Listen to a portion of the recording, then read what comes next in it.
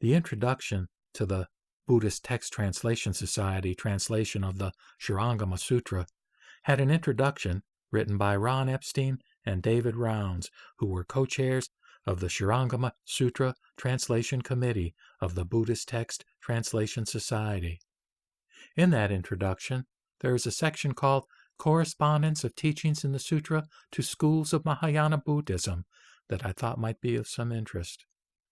They wrote, "Several of the essential Mahayana teachings represented in the Surangama Sutra were later systematized by specific schools.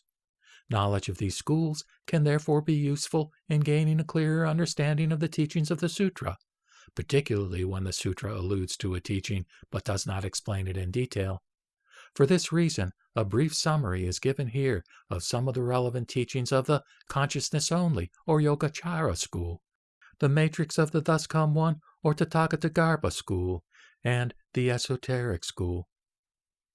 With respect to the consciousness-only school, they say, "Although the eight consciousnesses doctrine of the consciousness-only school of Mahayana Buddhism is not explicitly taught in the Surangama Sutra, traditional commentators have found this doctrine to be useful in explaining the meaning of the text. The consciousness-only school describes the mind as a system of 7 active consciousnesses, or vijnana, all of which develop out of an eighth, the storehouse consciousness. The latter is passive and contains the potentials, or seeds, for the development and activity of the first 7 consciousnesses. The 7th consciousness, or individuating consciousness, or manas, contains the innate sense of self. The 6th consciousness contains the learned sense of self, and is a perceptual and cognitive processing center. It makes distinctions among the data sent to it from the first 5 consciousnesses, which are the perceptual awarenesses of eyes, ears, nose, tongue, and body. The 6th consciousness also makes distinctions about cognitive objects, such as thoughts and emotions. Once the first 7 consciousnesses have emanated out of the 8th consciousness, they are usually experienced as separate and distinct, but these faculties remain fundamentally one. The 8 consciousnesses account for the full range of mental processes. In this system, there is no need for the notions of a real permanent self, or of real permanent external and internal phenomena. All actual and potential realms of experience are shown to be contained within the transformations of consciousness. They appear as manifestations of the distinction-making mind. What truly exists is consciousness only, that is, the purified 8th consciousness. Nevertheless, because of our attachment to and belief in the reality of self, and in the reality of the phenomena that we perceive and understand to be the external world, the true nature of the world and of ourselves is obscured, so much so that we are entirely unaware of it. As far as the matrix of the Thus Come One teachings are concerned, the authors say, "These teachings focus on the nature of ultimate reality and the potential that all beings have to awaken to that reality. Through correct Buddhist practice, we can bring forth from our spiritual wombs the embryonic Buddha that is found within every sentient being. The 8 consciousnesses described in the Yogacara doctrine are considered to be real only provisionally. Ultimately, they are illusory. Our world of illusion arises from the Tathagata, the matrix of the Thus Come One. Other equivalent terms include the Buddha nature, the Dharma body, and the true mind. This essential spiritual reality is inherent in all beings, and the work of spiritual practice is to remove the dross of illusion that covers it.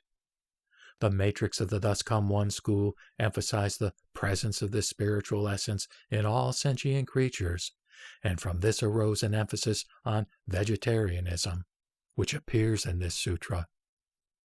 Also in this sutra, the Buddha explains how the illusory world of mental and physical phenomena, of me, you, and things, comes to appear from the first appearance of ignorance in the enlightened mind.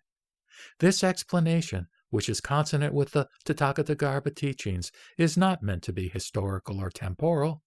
It is more an exposition of the layers of our experience or awareness. The implication is that we are living on the surface of our consciousness. What we are actually aware of is merely the surface of a deeper mind or potential consciousness. Even though we may be entirely content to live on that surface, we have the potential to deepen our awareness.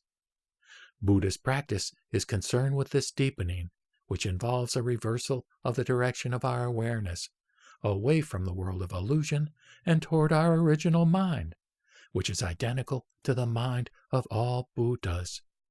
And then as far as esoteric teachings, they say, the esoteric teachings, also known as Buddhist Tantra or Vajrayana, include various methodologies of meditation and other practices that are often privately transmitted from teacher to disciple in formal transmissions or in empowerment rituals.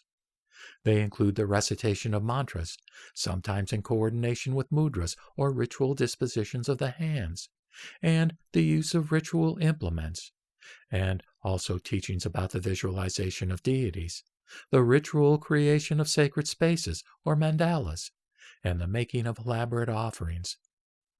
The Surangama Sutra describes certain of these practices in detail. Moral purity is an essential prerequisite for all of the esoteric practices, and the sutra contains strong warnings about the dangers of moral impurity, which became widespread in many of the early Indian Buddhist tantric circles. Since that time, failure to recognize the necessity of moral purity has been a frequent pitfall for a significant number of teachers and students of the esoteric teachings, both in Asia and in the West.